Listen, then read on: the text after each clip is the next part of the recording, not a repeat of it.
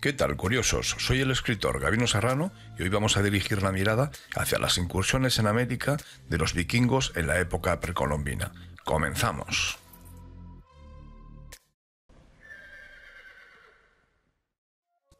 La película El guía del desfiladero del año 2007 narra una historia basada en una incursión vikinga en América del Norte, siglos antes de que Cristóbal Colón pusiera sus pies en el Nuevo Mundo. Pero ¿tan infranqueable era el Atlántico que hasta la llegada de Colón se pensaba que nadie podía haberlo atravesado anteriormente? El 13 de octubre de 1307, perseguidos y amenazados por el rey de Francia Felipe IV, una multitud de soldados de la Orden del Temple tuvieron que huir con una docena de barcos desde el puerto de La Rochelle para evitar ser capturados. Los templarios heredaron mapas antiguos de navegación, proporcionados por Rashid al-Din Sinan, el líder de los Assassin Nizarí sirios. Aquella armada que salió al Atlántico enarbolaba la cruz roja de la Orden del Temple y desapareció sin dejar rastro. Se cree que partieron rumbo a Escocia, incluso que pudieron llegar a las Américas antes que Colón, pero no existen evidencias. Como curiosidad, Colón viajó hacia el Nuevo Mundo con 3 barcos que portaban velas blancas y cruces templarias de color rojo, exactamente como la flota desaparecida. La teoría de que la única vía para poblar América fuera a través del estrecho de Bering en periodos de glaciación empieza a quedar obsoleta. Algunos arqueólogos han considerado la posibilidad de que los polinesios hayan llegado a América antes que el viaje de Colón, o bien, según una hipótesis peruana, que los sudamericanos pudieran haber llegado a la Polinesia en la época precolombina.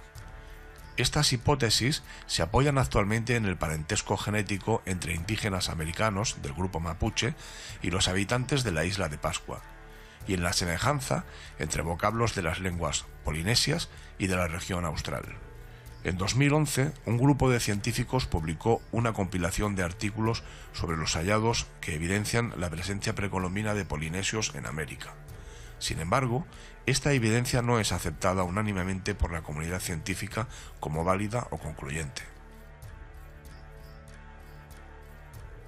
Según otra hipótesis, en 1421, exploraciones marítimas chinas pudieron haber llegado a América, 71 años antes de la llegada de Cristóbal Colón. China ya era una potencia marítima en el siglo XV, posiblemente con la mejor industria naval de la época. Muestra de ello son las notables y extraordinarias exploraciones navales que llegó a realizar el almirante Zheng He, de quien se acepta por consenso que exploró la península arábiga y África Oriental, pero también se discute la posibilidad de que hubiera llegado hasta Australia. Otro punto de apoyo a esta hipótesis es que en el siglo XV China estaba más avanzada tecnológicamente que Europa. El veneciano Zuan Pisigiano utilizó fuentes chinas como fuentes primarias y elaboró el mapa pisigiano, datado en 1424, y que ya mostraba algunas islas del Caribe y las costas americanas. Se piensa que Cristóbal Colón disponía de una copia de este mapa cuando partió hacia las Indias. En 2015, el investigador John Ruscam halló petroglifos y pictogramas asiáticos en el estado de Nuevo México, con datación de 2500 años, aunque solo la mitad de ellos podrían identificarse como escritura china de la época de la dinastía Shang. El trabajo de Ruscam ha sido respaldado por otros investigadores de la Universidad de California.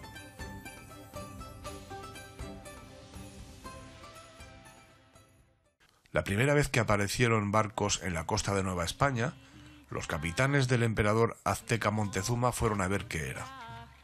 A la vista de los españoles, todos besaron los timones de los navíos en señal de adoración. Pensaron que era el dios Quetzalcóatl que regresaba. Quetzalcóatl había desaparecido durante siglos, habiendo prometido regresar durante un año de caña del calendario azteca. Como hecho expresamente, cuando Cortés irrumpió en el Valle de México en 1519, lo hizo bajo el signo de la caña. Pero, ¿quién había sido aquel hombre blanco y barbado con quien los confundían? Las imágenes de hombres blancos en las pinturas murales de Chichén Itzá, en el Templo de los Guerreros, probablemente representan a los principales navegantes europeos en la época en la que fue construido el templo. Este hecho sugiere que los señores blancos que habían visitado México antes que los españoles eran vikingos.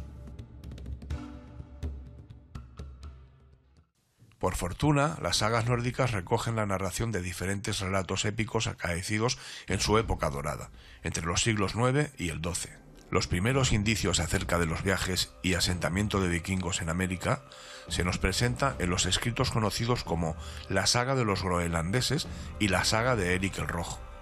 Eric el Rojo era un hombre de carácter colérico y tras una disputa en Noruega en la que murió un hombre, fue condenado a muerte, pero consiguió hacerse a la mar y huyó a Islandia. Ya en Islandia se casó con una mujer emparentada con la realeza irlandesa, y en el 970 nació su hijo, el también explorador Leif Erikson.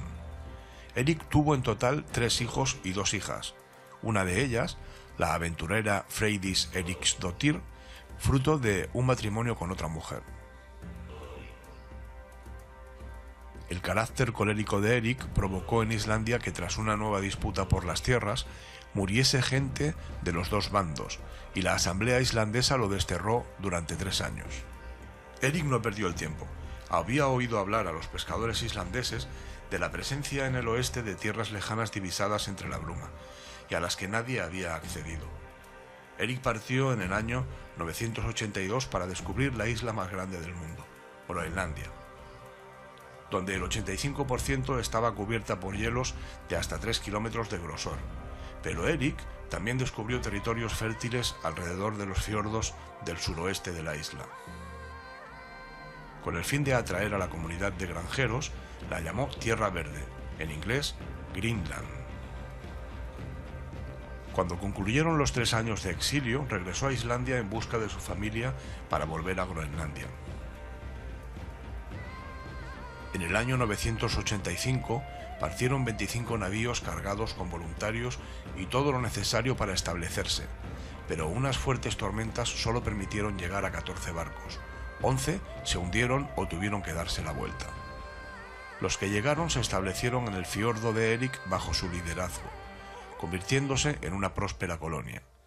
La mayoría se aferraron a la fe católica, incluso su mujer, pero Eric se mantuvo fiel a las creencias paganas. Poco después de la llegada a Groenlandia, llegó allí un hombre llamado Bjarni. Había salido de Islandia siguiendo los pasos de Eric, pero se perdió por culpa de una tormenta, y les contó que las corrientes le llevaron hasta tierras más al oeste. Las había visto, pero no había desembarcado. Cuando Leif, el hijo de Eric, oyó aquello, su vida cambió para siempre. 15 años más tarde, el joven Leif organizó una expedición para localizar aquellas tierras. Le compró a Bjarni su barco y reunió a voluntarios para descubrir aquellas nuevas latitudes. Divisaron superficie rocosa y sin árboles, y la llamaron Heliland, o Tierra de las Rocas Planas. Después llegaron a unas costas de playas de arena blanca y con inmensos bosques que llamaron su atención, acostumbrados a vivir en lugares casi despoblados de árboles y cuya altura no superaba nunca la de un hombre. Allí desembarcaron y lo llamaron Markland, tierra de bosques. Después llegaron a otra tierra, donde las hierbas estaban cubiertas por un rocío que al probarlo resultó ser muy dulce, y donde encontraron parras. Decidieron instalar allí su campamento.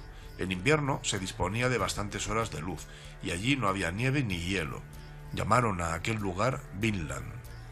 Las sagas cuentan que allí Leif Erikson fundó un pequeño asentamiento, pero debido a diferentes problemas, entre otros la muerte de Eric el Rojo en Groenlandia, el asentamiento fue abandonado al poco tiempo.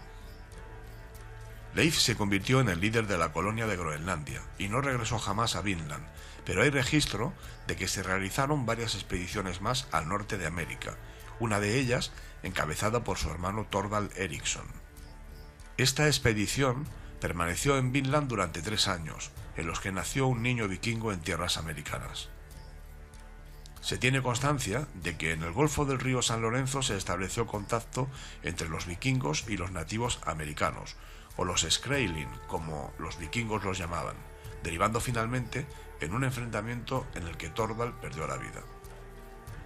Quedó claro que la relación entre los vikingos y los nativos representaba un fuerte obstáculo para un asentamiento permanente, en el que los vikingos estaban en minoría, y nuevamente los exploradores groenlandeses abandonaron el poblado para regresar a la tierra que los vio nacer.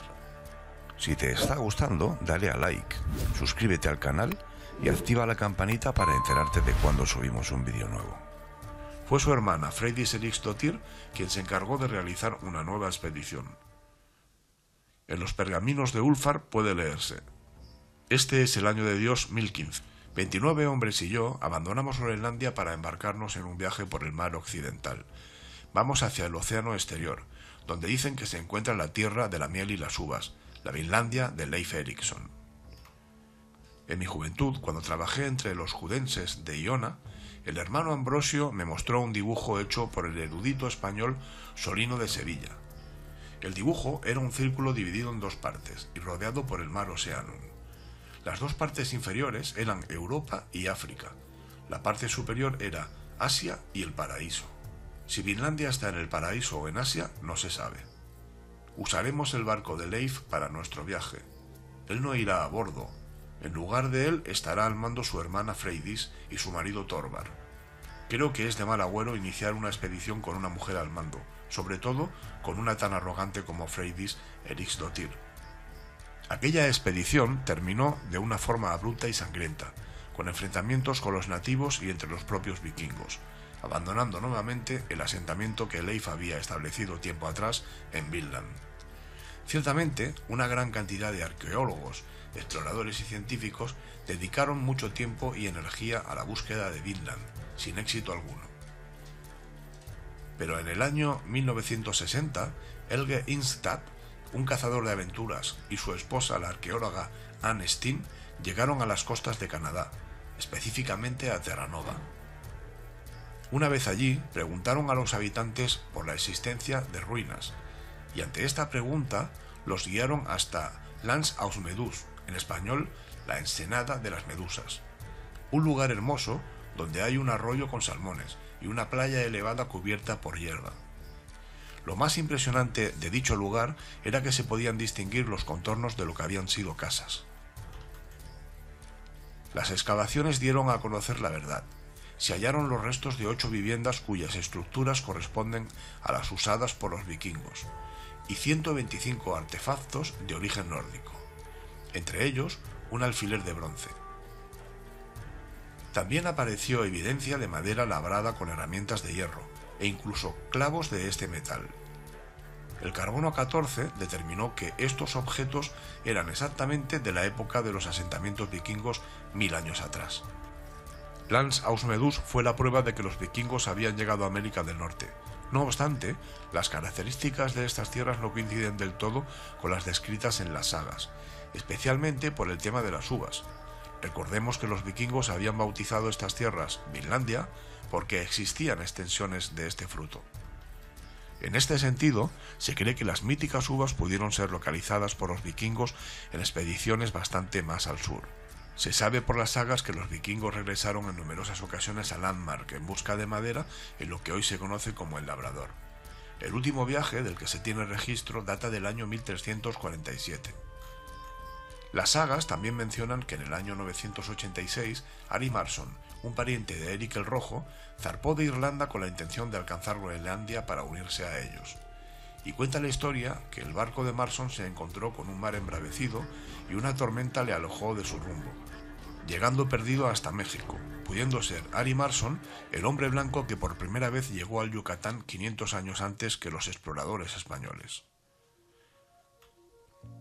Si te ha gustado el capítulo de hoy, visita la página web www.gabinoserrano.com. Allí encontrarás más episodios de La Mirada Indiscreta e información sobre mis novelas. Hasta la próxima semana. Saludos cordiales.